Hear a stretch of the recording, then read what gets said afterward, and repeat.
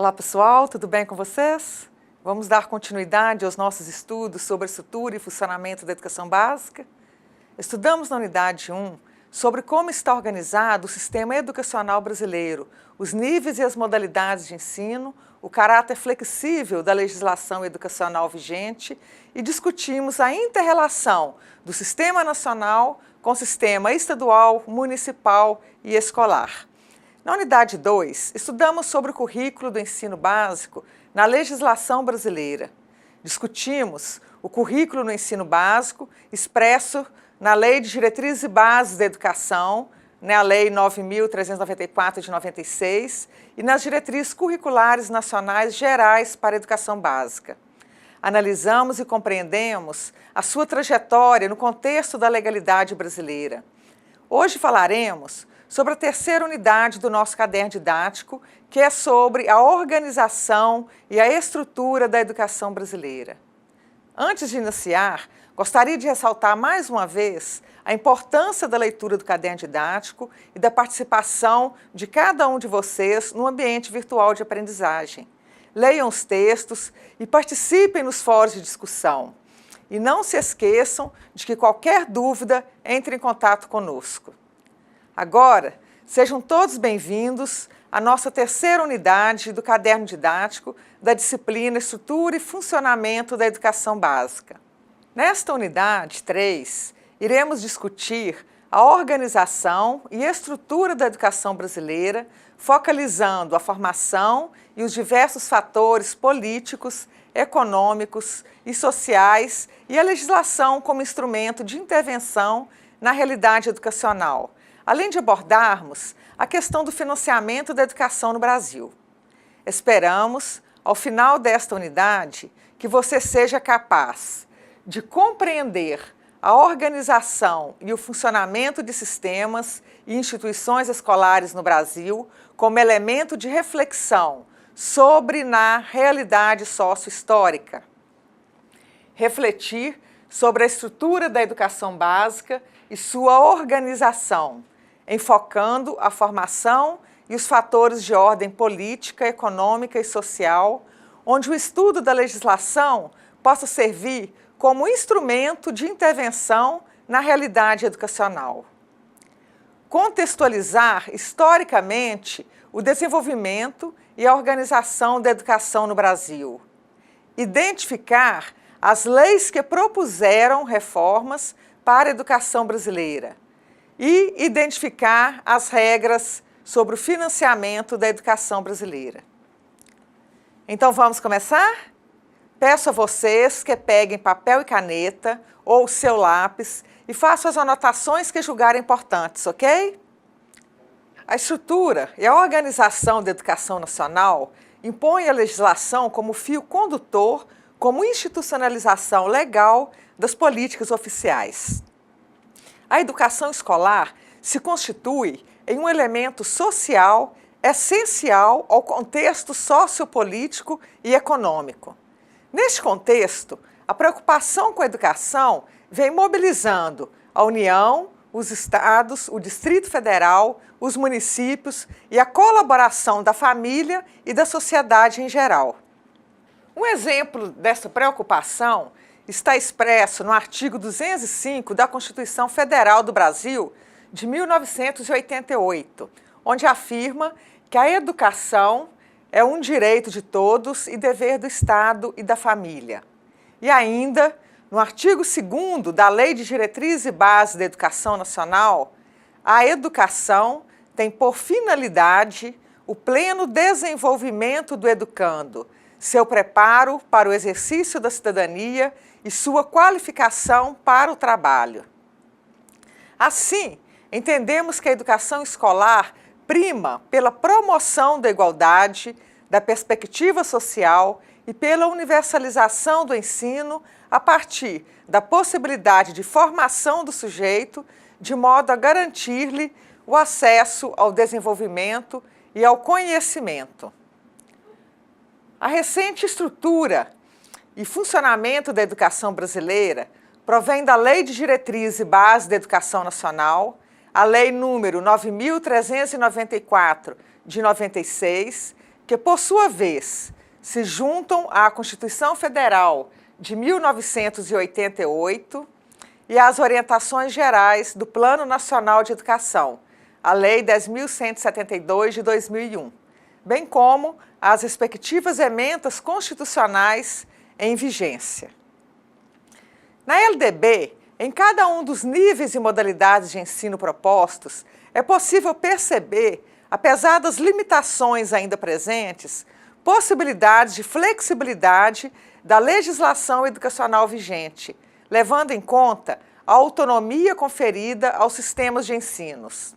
Assim, neste contexto da educação escolar brasileira, há, conforme o título 5º da LDB, os níveis e as modalidades do ensino, que compreendem 37 artigos, do artigo 21 ao artigo 58, através dos quais se estabelece a estrutura didática da educação escolar do Brasil, que podemos ver. Vejam aí na tela de vocês. Neste organograma e estrutura da educação brasileira. Na unidade 1, vocês estudaram que a Lei de Diretriz e Base da Educação, em seu artigo 21, determina que a educação escolar seja composta pela educação básica e superior. Então, a educação se compõe na educação básica, formada pela educação infantil, ensino fundamental e ensino médio, e na educação superior. Veremos as características e finalidades de cada nível e modalidade de ensino contidos neste organograma no decorrer dessa aula. O conceito de educação básica, que nos é dado pela legislação educacional, é um conceito novo e inovador para um país cuja história da educação mostra claramente que durante muitos anos foi negligenciado o acesso de seus cidadãos à educação escolar. Além da estrutura da educação brasileira, a Lei de Diretriz e Base da Educação determina também as suas finalidades. Observam neste slide. De acordo com o artigo 22, a educação básica tem por finalidade desenvolver o educando, assegurar-lhe a formação comum indispensável para o exercício da cidadania e fornecer-lhe meios para progredir no trabalho e em estudos posteriores. No artigo 29, a educação infantil, primeira etapa da educação básica, tem como finalidade o desenvolvimento integral da criança até 6 anos de idade em seus aspectos físico, psicológico, intelectual e social, complementando a ação da família e da comunidade. No artigo 32, o ensino fundamental obrigatório, com duração de 9 anos, gratuito na escola pública, iniciando-se aos 6 anos de idade, terá por objetivo a formação básica do cidadão. No artigo 35, o ensino médio, etapa final da educação básica, com duração mínima de 3 anos, tem como finalidades a consolidação e o aprofundamento dos conhecimentos adquiridos no ensino fundamental, possibilitando o prosseguimento de estudos, a preparação básica para o trabalho e a cidadania, o aprimoramento do educando como pessoa humana e a compreensão dos fundamentos científico-tecnológicos dos processos produtivos. E no artigo 45, a educação superior será ministrada em instituições de ensino superior, públicas ou privadas, com variados graus de abrangência ou especialização. A ideia da formação comum pode ser entendida como um todo integral e integrado de conhecimentos em condições de aprimorar a habilidade de cada um de se colocar no espaço social, no espaço do trabalho, nas relações produtivas e na construção de sua vida particular e coletiva. A formação comum se viabiliza por meio de uma base comum de conteúdos e de aprendizagem. O conceito de educação básica garante o entendimento mais aberto da função social da educação, tendo em vista um ensino que prima pela qualidade. A relação trabalho e educação proposta pela LDB, pode oportunizar o acesso à democracia através de uma concepção educacional pautada na intenção de formar sujeitos conscientes de sua inserção social e de suas possibilidades no espaço social. Em relação à ideia de desenvolvimento do educando nas etapas da educação básica, importa destacar o reconhecimento da educação escolar para as diferentes fases da vida, bem como sua intencionalidade maior, posta no artigo 205 da Constituição Federal do Brasil, de 1988.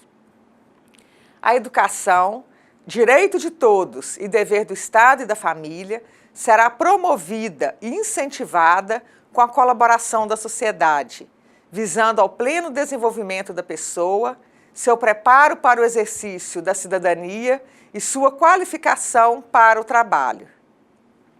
Dessa forma, entende-se a universalização do ensino para as diferentes fases da vida, através da educação infantil, como primeira etapa da educação básica, do ensino fundamental, como ensino obrigatório, e do ensino médio, como etapa e espaço de culminância de um processo que se baseia na articulação entre suas partes, integrado inclusive com o ensino superior.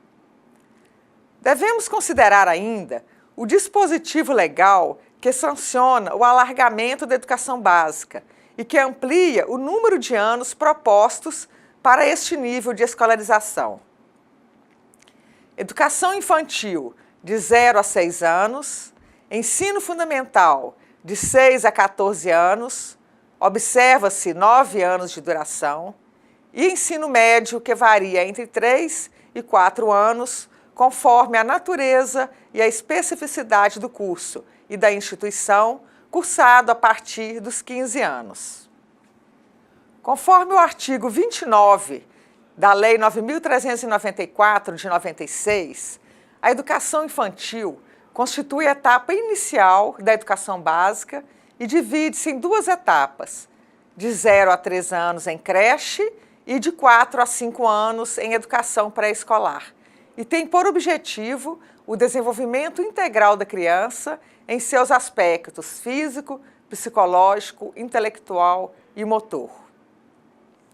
A Constituição Federal, em seu artigo 208, inciso 1, diz que o dever do Estado com a educação será efetivado mediante a garantia da educação básica obrigatória e gratuita dos 4 aos 17 anos de idade, assegurada sua oferta gratuita para todos os que a ela não tiveram acesso na idade própria, o que significa que a creche, 0 a 3 anos, não se constitui, pelo menos a princípio, dever do Estado.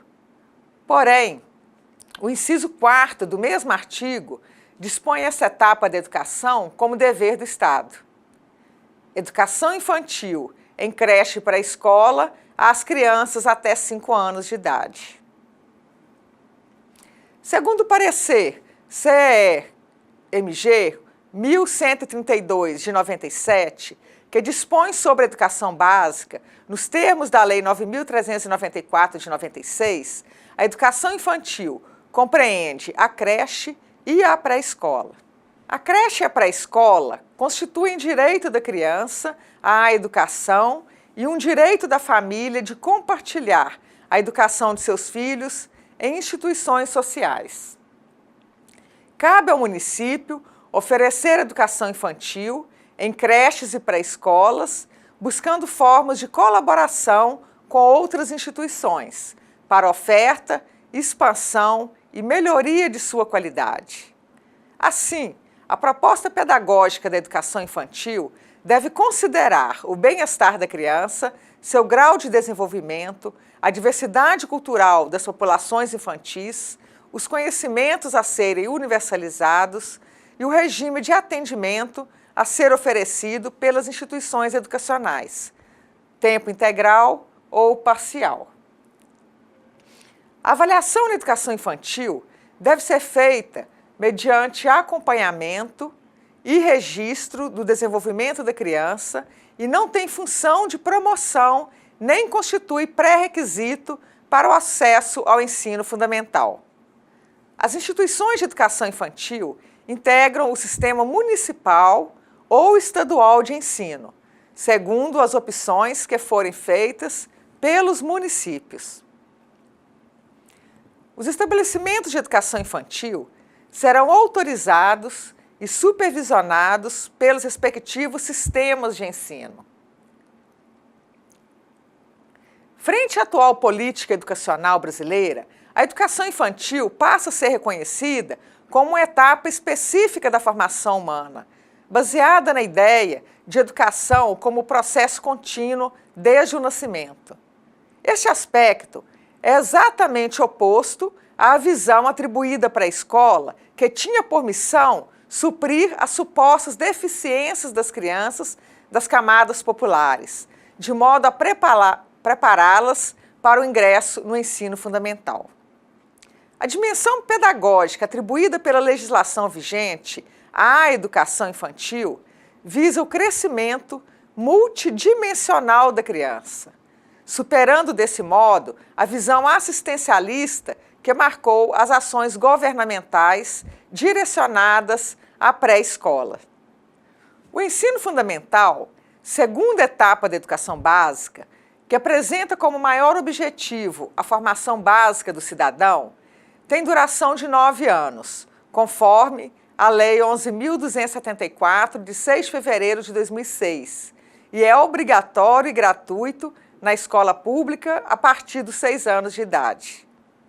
A oferta do ensino fundamental deve ser gratuita também aos que a ele não tiveram acesso na idade própria, ou seja, para a modalidade de educação de jovens e adultos, o EJA.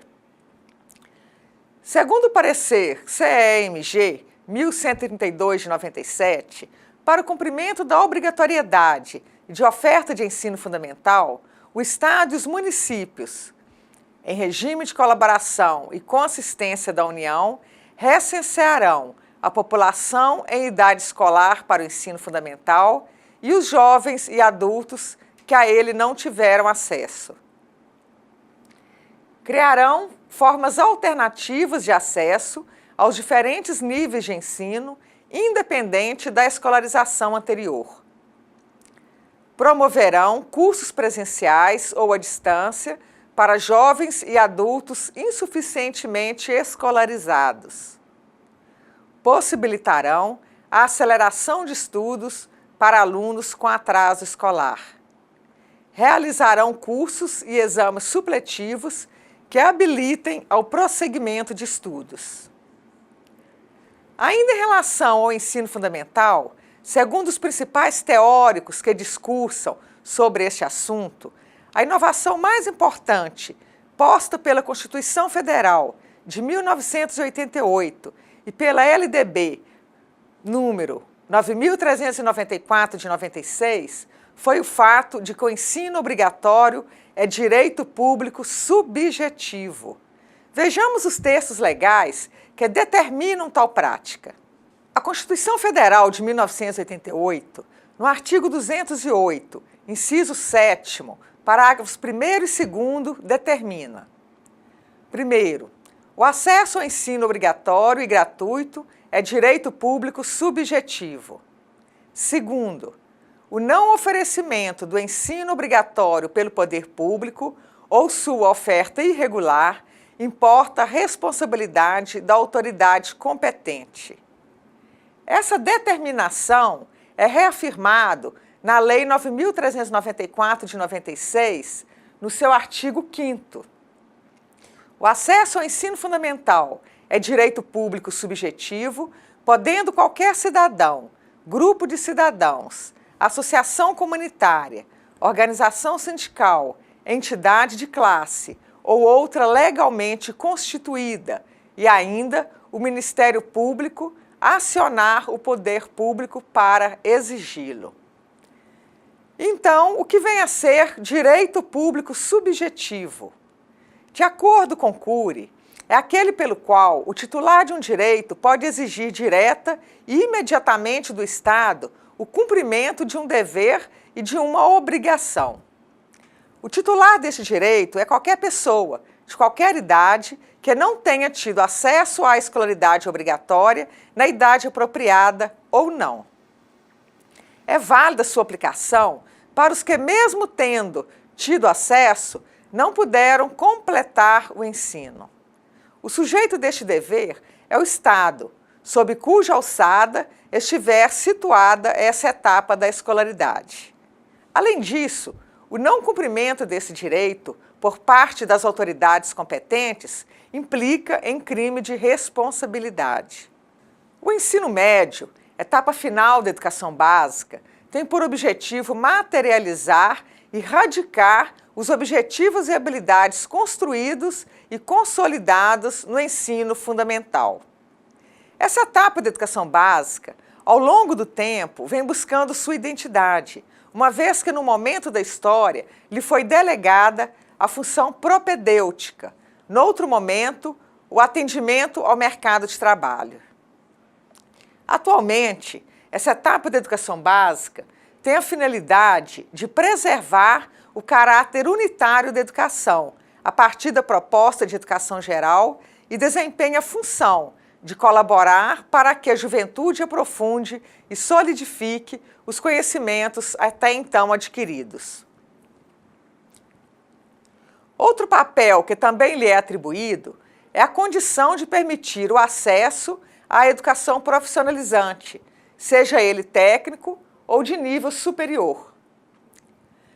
Ainda que na atualidade a matrícula nessa etapa de ensino não seja obrigatória, a Constituição Federal de 1988, no artigo 208, inciso 2º, determina a progressiva universalização do ensino médio gratuito. Também a LDB, no artigo 4º, inciso 2º, afirma que o dever do Estado com a educação escolar pública será efetivado mediante a garantia de universalização do ensino médio gratuito. É importante esclarecer aqui que há divergência de entendimento entre os vários autores que discutem esse assunto. Enquanto uns entendem que a progressiva universalização significa obrigatoriedade, outros discordam. Na interpretação de Cury, conselheiro do Conselho Nacional de Educação, a legislação vigente mantém o dever do Estado para esse nível de ensino.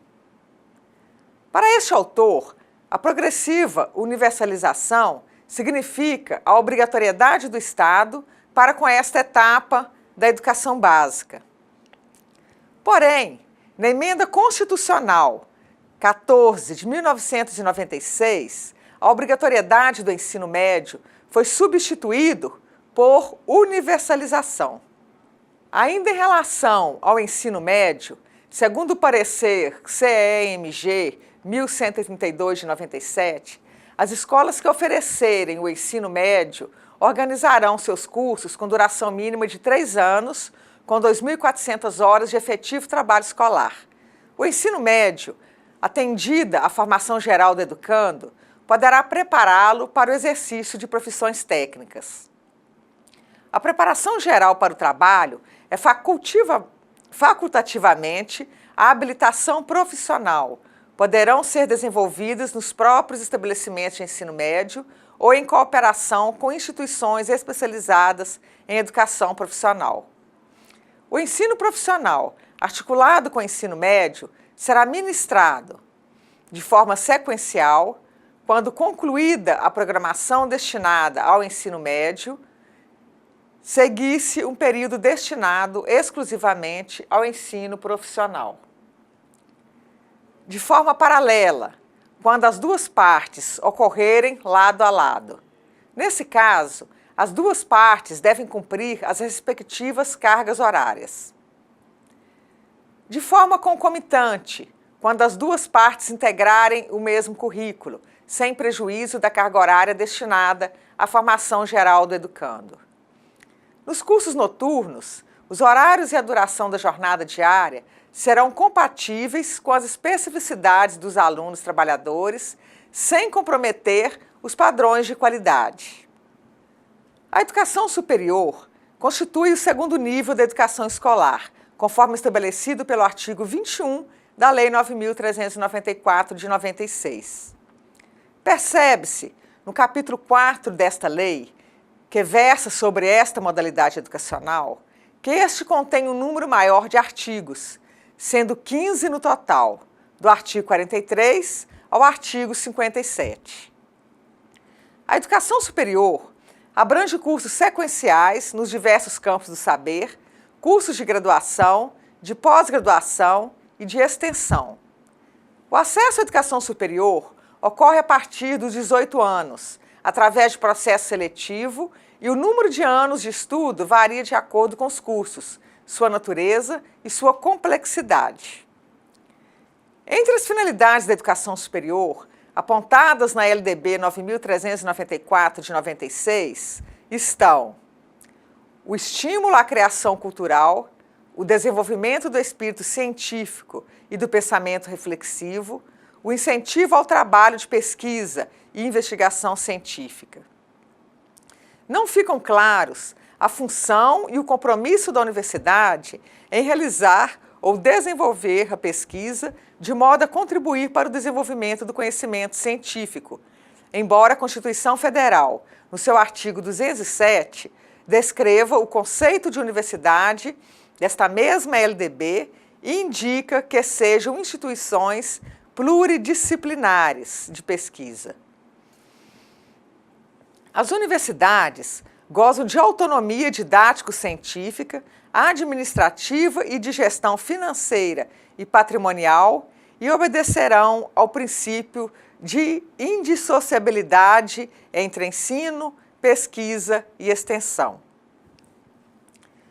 Vamos falar agora sobre a temática modalidades da educação, que abordamos ligeiramente na unidade 1.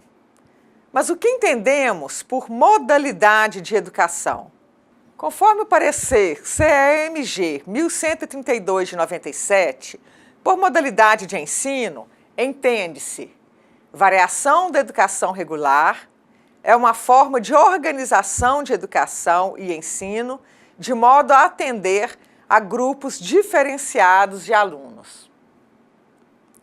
A educação básica pode ser oferecida no ensino regular e nas modalidades de educação de jovens e adultos, EJA, educação especial, educação indígena, educação rural e educação profissional, sendo que esta pode ser também uma modalidade da educação superior, e o ensino médio na modalidade normal.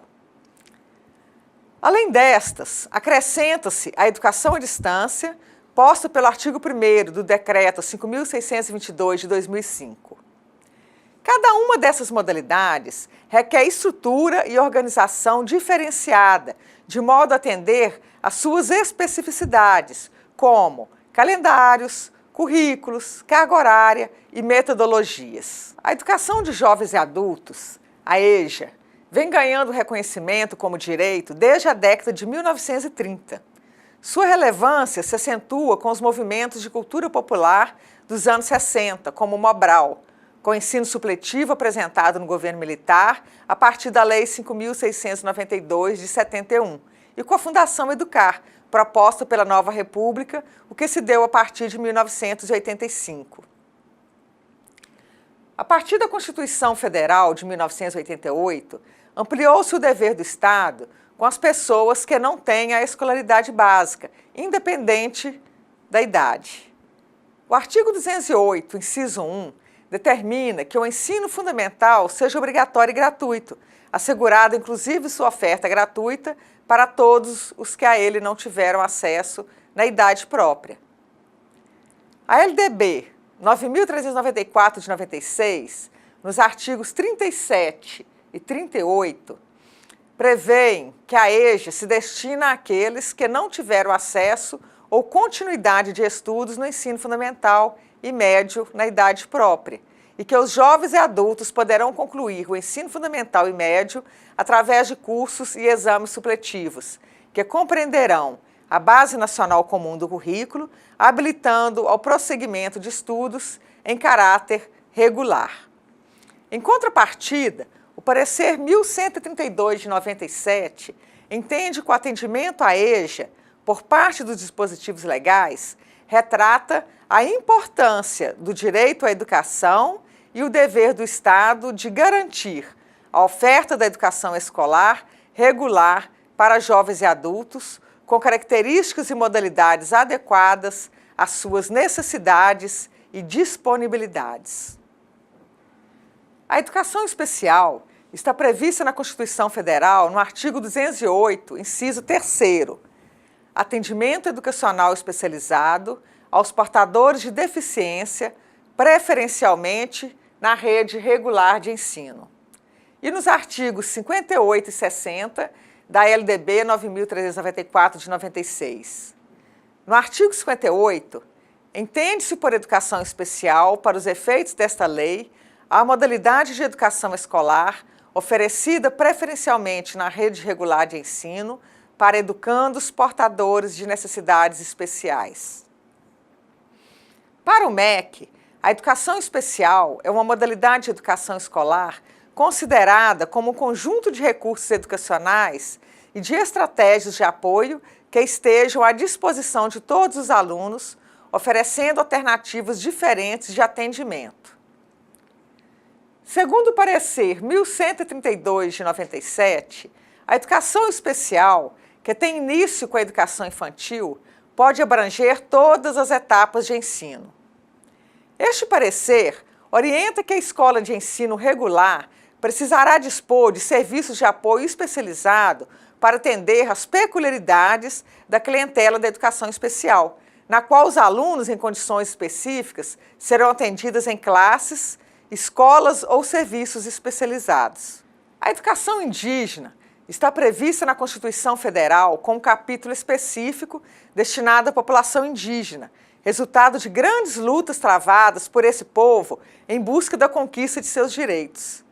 A partir dessa Constituição, a política nacional indigenista, que tinha caráter homogeneizador e integracionista, direciona-se para novos valores, a partir dos quais os povos indígenas passam a ser considerados sujeitos de direito.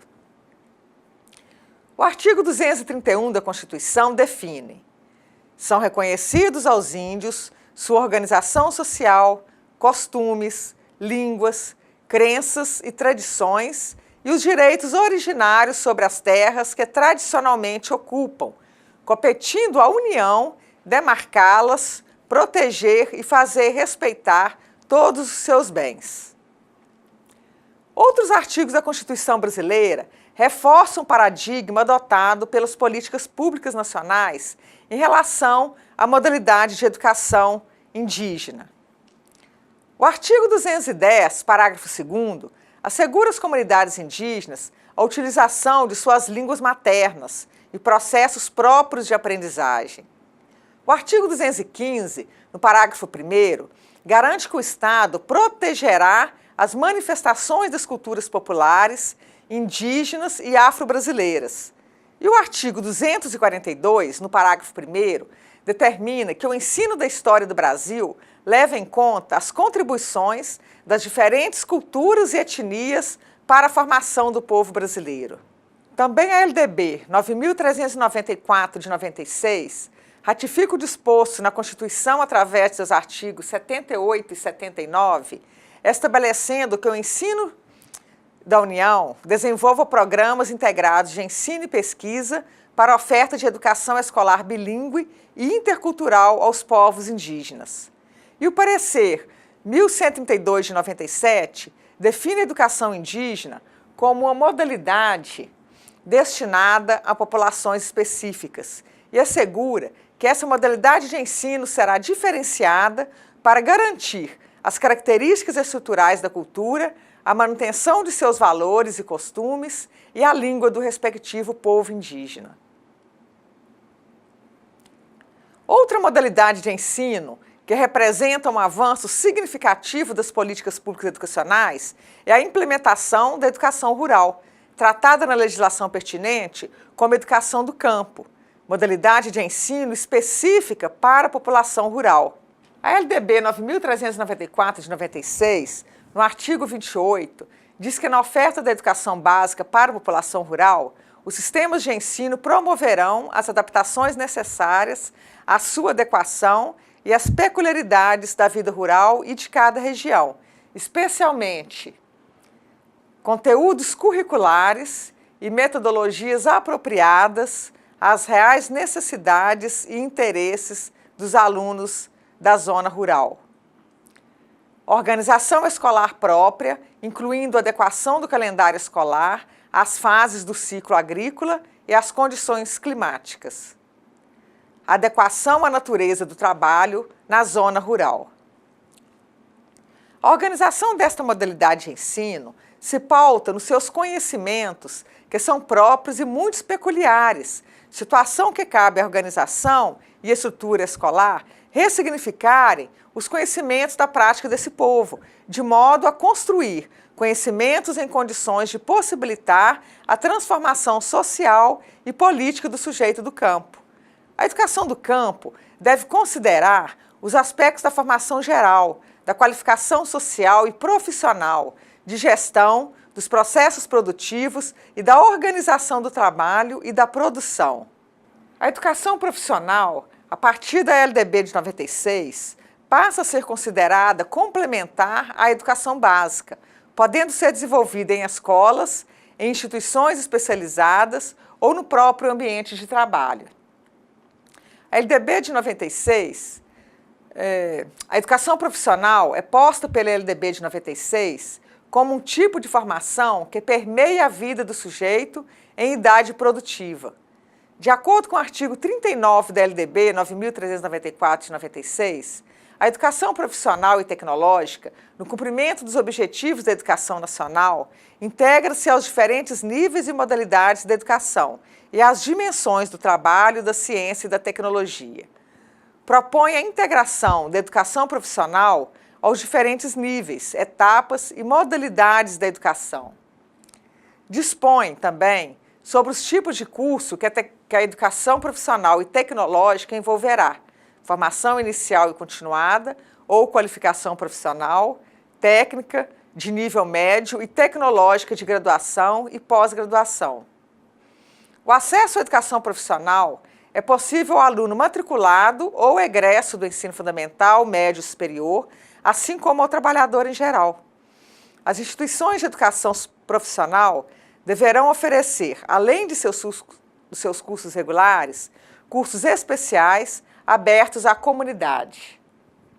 Portanto, a educação profissional, integrada às diferentes formas de educação, ao trabalho, à ciência e à tecnologia, conduz ao permanente desenvolvimento de aptidões para a vida produtiva. A modalidade de educação à distância é caracterizada pelo artigo 1º do Decreto nº 5.633 de 2005 como modalidade educacional na qual a mediação didático-pedagógica nos processos de ensino e aprendizagem ocorre com a utilização de meios e tecnologias de informação e comunicação, com estudantes e professores desenvolvendo atividades educativas em lugares ou tempos diversos. Assim, a educação à distância é a modalidade de ensino que permite o rompimento da barreira física e cronológica, de modo que os sujeitos envolvidos no processo não precisam estar fisicamente presentes em um ambiente formal de ensino-aprendizagem, assim como também permite que o aluno estude autonomamente e em horários condizentes com sua disponibilidade. A educação à distância ressalta o papel do aluno, que organiza sua própria aprendizagem de modo a desenvolver a sua autonomia. Sobre essa modalidade de ensino, a LDB apresenta no seu artigo 80: o poder público incentivará o desenvolvimento e a veiculação de programas de ensino à distância em todos os níveis e modalidades de ensino e de educação continuada. A educação à distância é uma modalidade de ensino que se consolida cada vez mais no cenário educacional. Essa modalidade de educação tem uma longa história de sucessos e fracassos. Sua origem está nas experiências de educação por correspondência iniciadas no final do século XVIII e, na atualidade, utiliza multimeios desde os impressos a redes de computadores, empregando formas diferenciadas de interação e interatividade entre os sujeitos típicos dessa modalidade. Vamos discutir agora sobre as bases legais do financiamento da educação, mais especificamente sobre as questões atuais dos recursos financeiros destinados à educação brasileira. A Constituição Federal de 1988 garantiu, além dos direitos inerentes à educação tratados nas unidades anteriores, os recursos financeiros para manutenção e desenvolvimento do ensino, vinculados a impostos e transferências e também contribuições sociais, como recursos adicionais nos artigos 212 e 213 e no artigo 60 do Ato das Disposições Constitucionais Transitórias. O artigo 212 diz que a União aplicará anualmente nunca menos de 18, e os estados, o Distrito Federal e os municípios, 25% no mínimo da receita resultante de impostos na manutenção e desenvolvimento do ensino. Posteriormente, a Emenda Constitucional número 14 de 1996, no artigo 5º, determinou que os estados, o Distrito Federal e os municípios destinem, no mínimo, 60% dos recursos a que se refere o artigo 212 da Constituição Federal, à manutenção e ao desenvolvimento do ensino fundamental, no intuito de assegurar a universalização de seu atendimento e a remuneração condigna do magistério. A partir daí, surgiram vários outros instrumentos legais que propuseram reformas para o setor educacional, incluindo seu financiamento. São eles: a Lei de Diretriz e Base da Educação Nacional, a Lei de Fundo de Manutenção e Desenvolvimento do Ensino Fundamental e de Valorização do Magistério, o Fundef, e em 2001, o Plano Nacional de Educação, que é a Lei 10.172 de 2001. O Fundef, instituído em 1996, com vigência de 10 anos, expirou em 2006, quando então foi instituído o Fundo de Manutenção e Desenvolvimento da Educação Básica e de Valorização dos Profissionais da Educação, o Fundeb. Sua regulamentação se deu primeiramente através da medida provisória número 339 de 2006 e, em seguida, através da emenda constitucional número 53 de 2006, pela Lei 11.494 de 2007 e pelo Decreto 6.253, também de 2007. O Fundeb alterou alguns artigos da Constituição de 1988 referentes ao financiamento da educação. Com as modificações postas pelo Fundeb, este atenderá não apenas o ensino fundamental, mas também a educação infantil, o ensino médio e a educação de jovens e adultos. Uma das principais características do Fundeb é a distribuição de recursos com base no número de alunos da educação básica e repasse automático feito pelo Banco do Brasil. Observe a composição dos recursos do Fundeb neste quadro. Dos recursos citados no quadro, 100% são investidos na educação básica e destes, 60% são utilizados na remuneração dos profissionais do magistério em efetivo exercício na educação básica e 40% em outras ações de manutenção e desenvolvimento do ensino. É importante frisar que a União não pode utilizar o recurso do salário educação para complementar o Fundeb. O Fundeb representou um grande progresso em relação ao Fundef, ao resgatar o conceito de educação básica e ao fortalecer o controle social dos recursos. Foram ampliados as atribuições dos conselhos, os quais, além de supervisionar o censo escolar e acompanhar e fiscalizar os gastos com os recursos do Fundeb, têm a função de supervisionar a elaboração da proposta orçamentária anual. Porém, ele não enfrentou o principal problema da política de fundos, que é a existência de um valor mínimo por aluno, suficiente para assegurar um ensino de qualidade e que impeça as disparidades regionais. Chegamos ao final do conteúdo da terceira unidade da disciplina. Vimos sobre a organização e estrutura da educação brasileira, tendo a legislação como instrumento de intervenção na realidade educacional.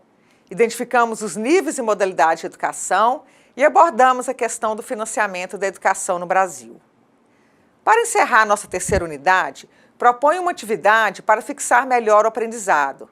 Reforço a importância de vocês lerem cada capítulo do caderno didático à medida que avançamos com o conteúdo, para que consigam resolver todas as nossas atividades. Está ok?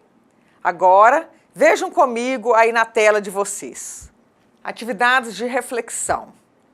Quais as leis que propuseram reformas para a educação brasileira e sustentam sua atual estrutura e funcionamento? Segundo, como se entende a universalização do ensino para as diferentes fases da vida? Terceiro, descreva sucintamente cada nível educacional de acordo com a LDB de 96 e a Constituição Federal de 88. Quarto, quais os instrumentos legais que propuseram reformas para o setor educacional brasileiro e seu financiamento? Então, em dupla, reflitam e respondam a essas questões e daqui a pouco nós voltamos. Então, pessoal, espero que vocês tenham realizado satisfatoriamente a atividade. Bom, vamos às respostas. A questão 1, quais as leis que propuseram reformas para a educação brasileira e sustentam sua atual estrutura e funcionamento? A recente estrutura e funcionamento da educação brasileira provém da Lei de Diretrizes e Bases da Educação Nacional, a Lei número 9.394 de 96, que, por sua vez, se juntam à Constituição Federal de 1988 e às orientações gerais do Plano Nacional de Educação, bem como as respectivas emendas constitucionais em vigência. A questão 2, como se entende a universalização do ensino para diferentes fases da vida?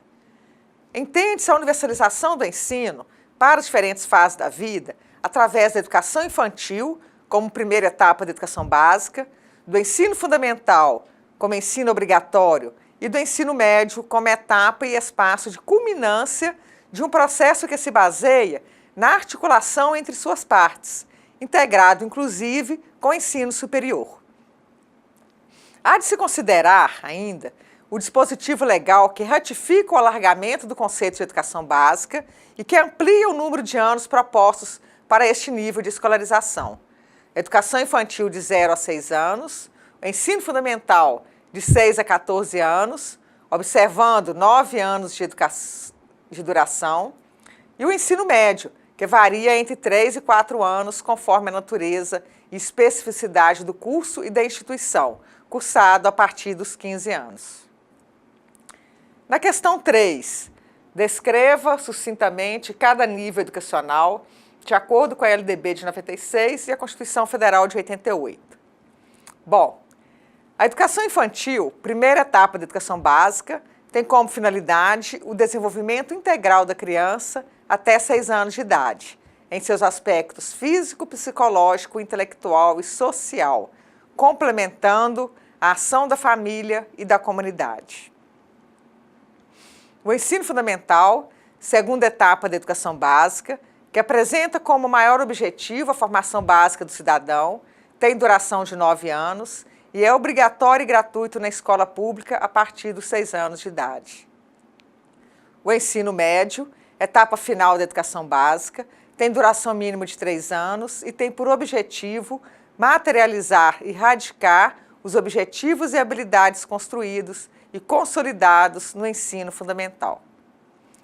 A educação superior abrange cursos sequenciais nos diversos campos do saber, cursos de graduação, de pós-graduação e de extensão. E o acesso à educação superior ocorre a partir dos 18 anos, através de processo seletivo, e o número de anos de estudo varia de acordo com os cursos, sua natureza e sua complexidade. Na questão 4, quais os instrumentos legais que propuseram reformas para o setor educacional brasileiro e seu financiamento?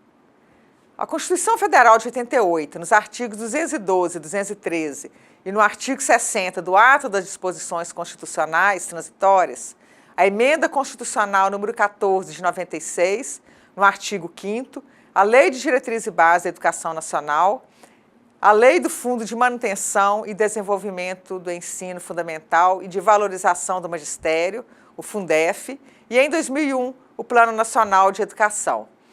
A medida provisória número 339 de 2006, a Emenda Constitucional número 53 de 2006, a Lei 11.494 de 2007 e o Decreto 6.253, também de 2007.